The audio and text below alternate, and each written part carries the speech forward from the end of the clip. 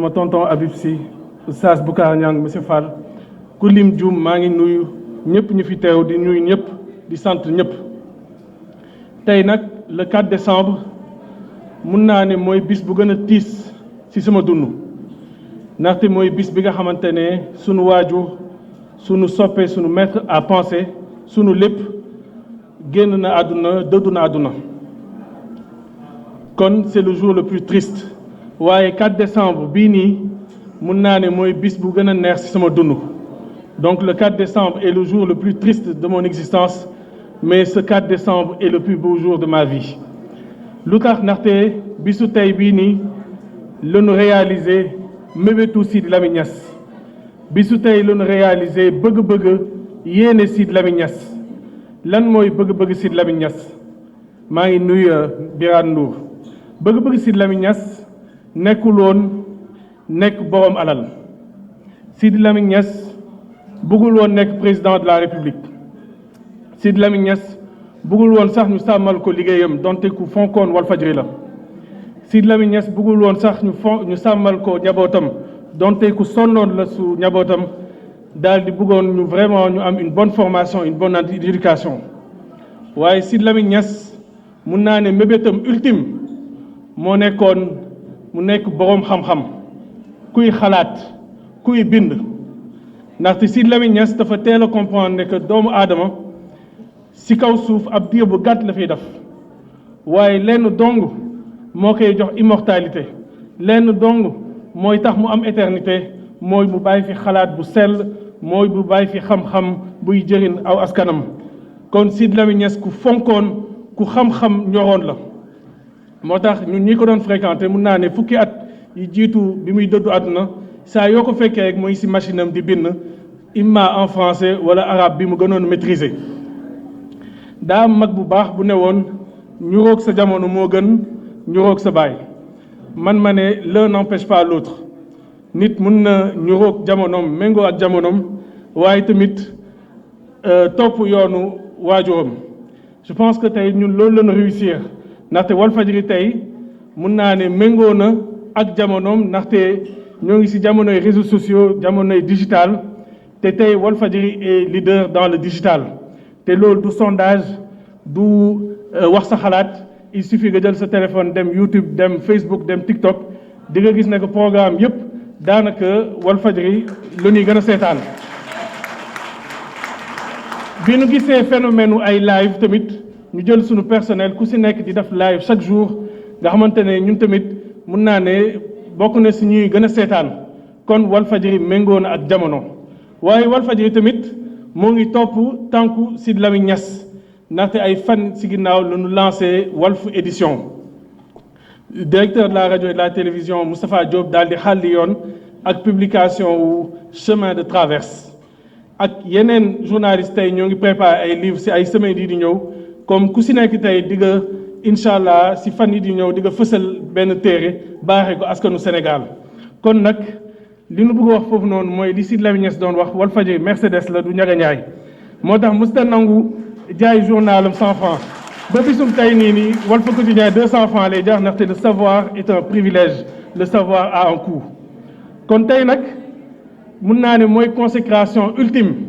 tey nag mooy hommage bu gën a mag bu nu mun def Sidy Lamine Niass maanaam fësal téere bu mu bindoon bi muy dund téere bi nag mun naa ne dafa am histoire ndaxte l'Apocalypse salvatrice moo ngi koy bind bi mu koy bind nekkul woon di sukuraat téere bi mu koy bind nekkul woon ci jeexital dundam livre bi moo ngi koy bind en 2011 keroog bi monde arabe nekkoon en ébullition ba juróon la révolution du jasmin nga xamante ne benn jeune Mohamed Bouazizi moo dundoon injustice taal boppam loolu jur tey la chute du régime Ben Ali ak yeneen régime politique bi Sidy Lamine Niass en tant qu'observateur bi mu gisee loolu nag inspiré ko mu jàpp ne que am na luy ñëw benn tukkim àdduna waaye nag tukkim àdduna bu ànd nag texe muy l'apocalypse salvatrice wante nag Sidy Lamine Niass 2011 dund na juróom-ñaari at ci ginnaaw mënoon na publier téere bii nii waaye defu ko loolu nag dama jàpp ne que bokk na ci mandarga nitu yàlla bi mu doonoon ndaxte nitu yàlla dina bind téere ba jeexal ko waaye nag mu dem ba gis ne que lii nii du pour jamono bi mu maase lii pour beneen époque la pour beneen génération la parce que téere bi li doy waar mooy lire naa ko 2011 lire naa ko 2012 lire naa ko 2013 lire naa ko 2018 bi mu dëddoo àdduna lire naa ko daaw jéeg lire naa ko daaw waaye compréhension bi ma am ren fan yi weesu mun naa ne musuma ko am saa yu bi ma ko liiree ba daaw mu mel ni secret apocalypse salvatrice tey la soog a feeñ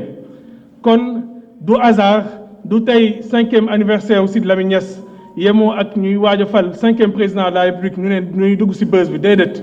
borom moo tànn bësam lii tubaab di wax le livre est venu en son heure ndaxte livre bi képp ku ko lire dina gis ne que sunu jamono lay waxal Sidy Lamine Niass bi mu koy bind 2011 c'était pour les gens de 2023 pour ñun ñii kon nag livre bi livre bu am solo la livre bu ñëw à son heure la livre bi nag comme livre yëpp am na introduction am na développement am na conclusion laata introduction bi am na ay boroom xam-xam yu am solo yu bind daf ci seen contribution ku ci mel ni magam muy sama pap Ahmed Khalifa Niass daf na texte in memoriam daf ay seede yu am solo ci sama pap di ko delloo njukkal moom mii di Ahmed Khalifa Niass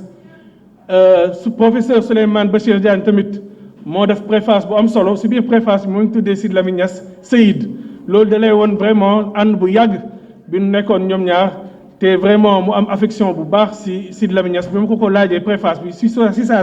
la def texte boobu noonu mu nekk texte bu am solo ci biir livre bi nag bëgg naa liiral leen première ligne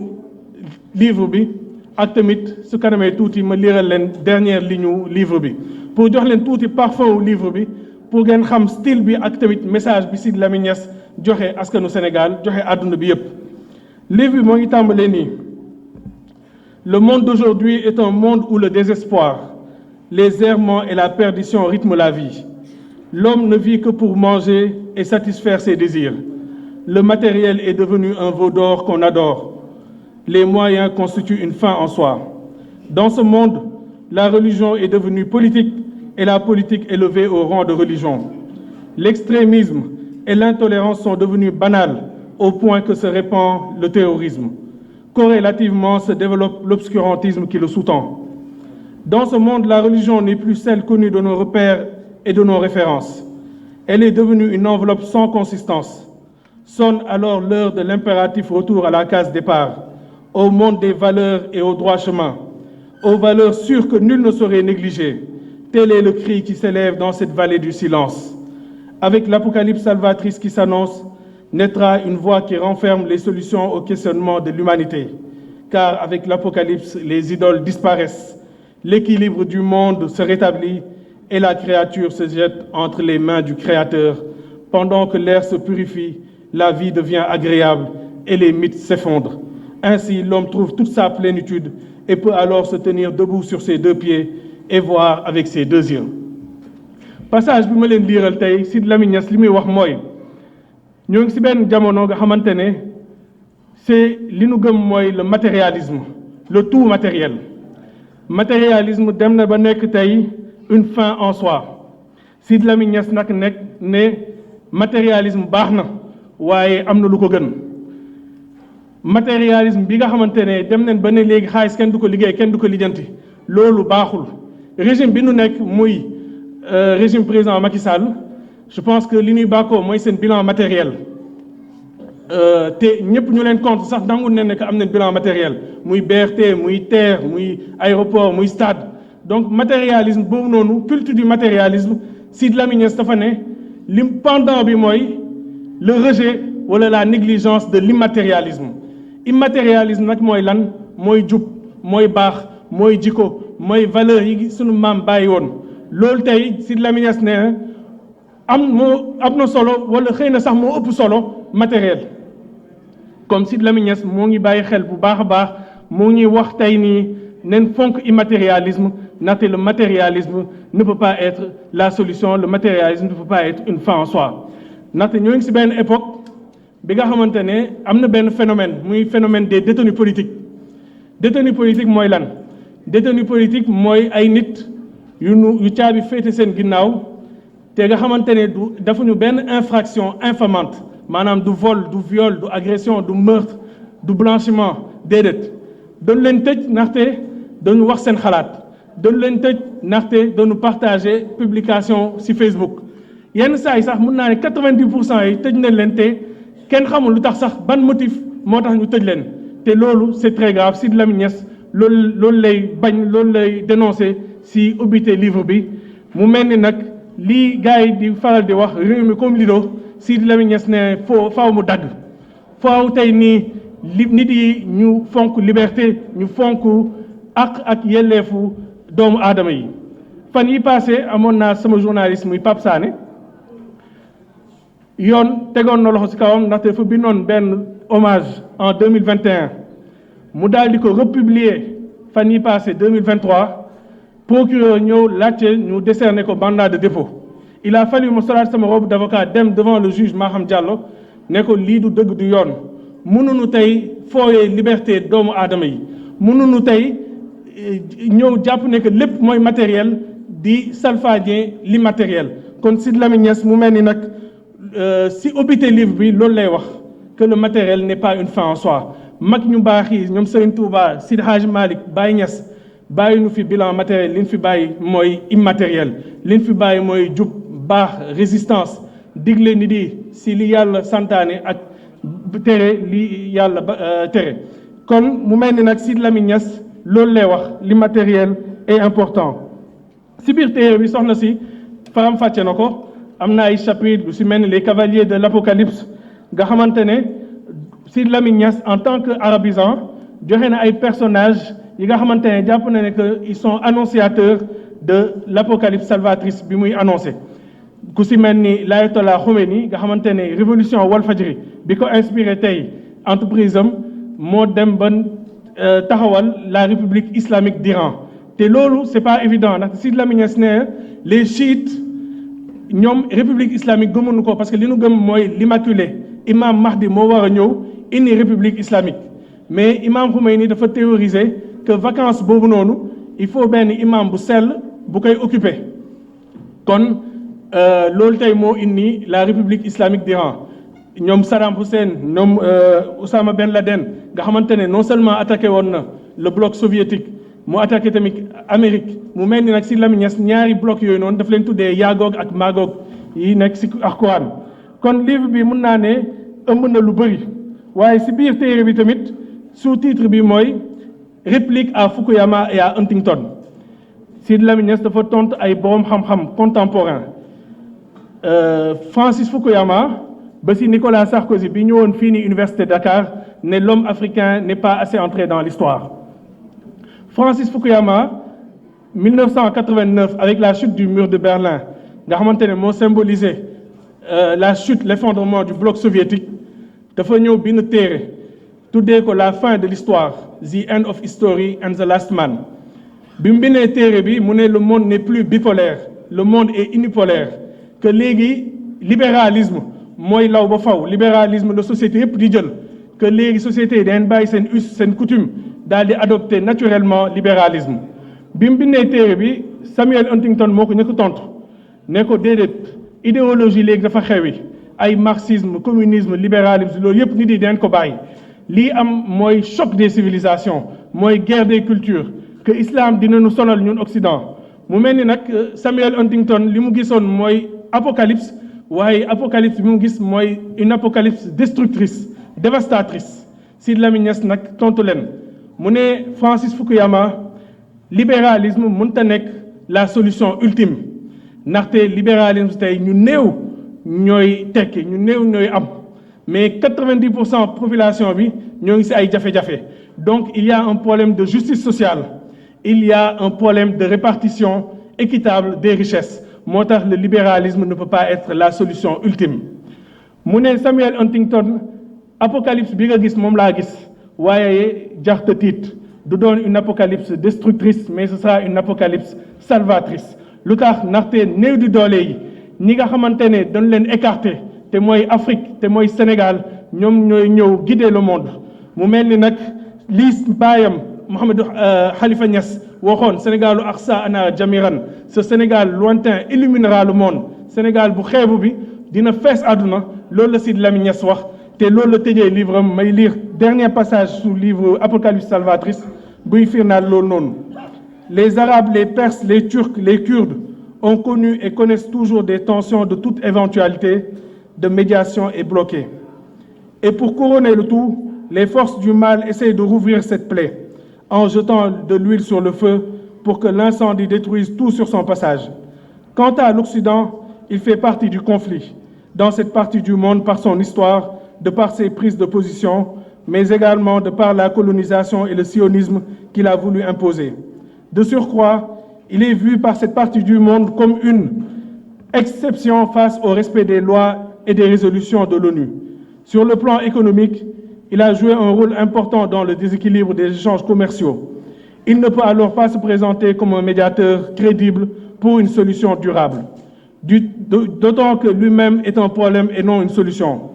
La solution viendra d'un troisième parti qui est de bonne foi et qui peut allier impartialité et partenariat avec toutes les parties en conflit. En un mot, d'un médiateur accepté par tous. Je veux parler du seul perdant face aux différentes catastrophes et conjonctures, de cet Olivier qui n'est ni de l'Est ni de l'Ouest, souvent oublié lors des grandes prises de position. Qui pourra amener ce jour tant attendu, réaliser ce grand rêve, lever le voile très opaque et faire sortir ce peuple de ses soucis? Là est le nœud du problème et le secret de l'existence. mu mel ni nag Sidy Lamine Niass li muy wax mooy solution bi c'est l'Afrique, solution bi c'est le Sénégal te nag Sidy Lamine Niass du livre bii nii du théorie ba nga ne ah lii de c'est bien beau. Sidy Lamine Niass, l'histoire lui a donné raison ndaxte en 2019-2020 dund neen une crise sanitaire mondiale muy la crise du Covid. ay junney nit génn àdduna, économie mondiale bloquée. waaye Occident bi nga xamante ne moo ëpp moyen, Occident bi moo gënoon loru ci crise u coronavirus. Afrique bi nga xamante ne dafa néew doole, Afrique bi nga xamante ne amul ay moyens, amul ay hôpitaux yu baax, daanaka Afrique moo gën a épargné wu ci crise boobu noonu. kon Sidy Lamine Niass li mu daan wax bu leen xeeb Afrique, bu leen xeeb Sénégal, mu mel ni coronavirus bi Sidy Lamine Niass gënoon gisoon na ko en 2011 ne woon na dina am luy ñëw te Afrique mooy wane yoon bi, Afrique mooy wane solution bi. kon comme ni ko olof ñaay di waxee ku la jox añ su la diggee reer nga wax ko gëm. kon yeneen crise yi di ñëw tamit Sidy Lamine Niass ne Sénégal dina won yoon bi, Sénégal dina won ne que la solution fii lay jógee, fii nii Sénégal nga xamante ne mooy les opprimés, les déshérités, les laissés pour compte. ci biir livre bi Sidy Lamine Niass ñëwaat na ci l'histoire universelle, maanaam fii histoire tàmbali ci l'islam. Histoire moo ngi tàmbali ci jamono bi nga xamante ni Iblis, malaaka ak sunu maam Adama ñoo ngi coexister. yàlla décidé ne day nommer benn président de la République, day nommer benn xalifa. bi mu defee loolu Iblis jàpp ne que moom mooy le favori ndaxte moom la ñu bindee ci safara, moom mooy le noble, moom moo am 10 millions de parrainage, moom moo déposé caution am. bi mu defee loolu malaaka yi tamit jàpp ne que kenn demul ñu des, ñoom tamit am nañ ay argument. waaye contre toute attente, à la surprise générale, yàlla tànn Adama ki nga xamante ne laajtewul, il était désintéressé. yàlla ne ko yow mii laay nommé président de la République. mu mel ni nag Sidy Lamine Niass donc tontu na le 5e président de la République. mu ne surprise mën na am, ki nga xamante ne foogeewul ko mën na nekk le 5e président de la République, mën na nekk Amadou Ba, mën na nekk le président Bougane Gueye, mën na nekk maître Abdoulaye Tine. en tout cas du doon dina nekk une surprise générale. loolu la Sidy Lamine Niass wax, loolu mooy sensu lii catholique yi di wax les derniers seront les premiers. mu mel ni nag fi may jeexalee mooy ñëwaat delloo ñu kël suñu waajur muy Sidy Lamine Niass nekkoon nitu yàlla. nitu yàlla boobu noonu tey Sidy Lamine Niass ku fonkoon ay chiffres la, moo tax dundam bi yëpp ay chiffres la te dinaa leen jox yenn chiffres yi. Sidy Lamine Niass mooy génn àdduna à l'âge de 68 ans. 68 ans soo demee ci Alxuraan surat 68 mooy surat al-qalam, la plume. te nee naa leen ci njëlbeen dundam bi yëpp bind la gëmoon, bind la fonkoon. tey liñ ko gën a delloo ñu kël mooy bind, donc mooy li mu gënoon bëgg. donc 68 nekkul hasard mu génn àdduna à l'âge de 68 ans Sidy Lamine Niass moo ngi sos Walfadjri à l'âge de 34 ans donc 34 ans la dund daal di eggali mission am ci kaw suuf 34 ans la Walfadjri attaqué te ren Walfadjri bi ndaxte 34 ans laa am ren mu mel ni hasard amul Sidy Lamine Niass mooy génn àdduna le 4 décembre maa ngi gane àdduna le 5 décembre mu mel ni ëllëg laay am 35 ans muy l'âge présidentiel Sidy Lamine Niass